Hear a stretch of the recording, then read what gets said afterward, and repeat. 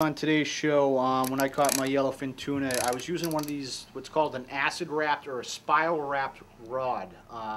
Very untraditional looking. When you first see these things, you think something's gone horribly wrong with it because it just doesn't look right. It doesn't, yeah. But basically, with these rods, the guides start out like a regular rod, but then they slowly wrap around so that the line at the end is actually coming off the bottom. Right.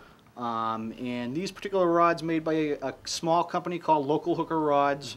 As far as I know, none of the big companies, the big national companies, are making these yet, but I wouldn't be surprised if you're seeing more and more of them.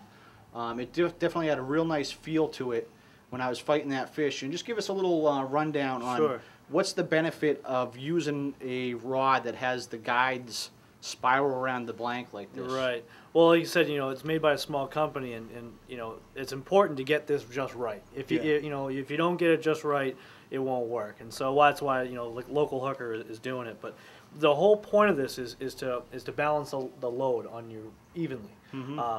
When you have you're under pressure with a fish, you see that this rod is not twisting. When that fish moves left to right, this rod is not going to twist in my hand. Sure, it's almost like a spinning rod if you think about it, where the guides are on the bottom of the rod, and it just has a very natural feel. Right.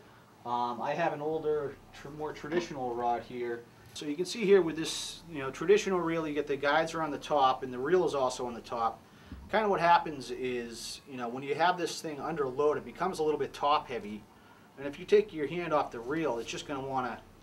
The tendency is just to spin around. So when you're fighting a fish, you're spending a lot of time just kind of adjusting it, especially when you get into the bigger, the 50 and 80 class reels. It's even more pronounced. But the tendency for this thing is just to flip over. Right. Whereas with this, that, I've got this fully loaded, and with one hand, you got no twist. Even with the bigger reels, it seems like it just kind of absorbs that left to right wobble and that play that can, over time, really use a lot more energy to fight a fish that way.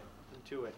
Well, I'd like to thank you again, Tim, for all your help showing us around the shop and explaining some of this stuff. Sure, my pleasure. Had a great trip out there with you guys to the canyons. Really appreciate it. If you folks at home would like to learn more about offshore fishing, pick up a copy of On the Water magazine or log on to onthewater.com. Thanks.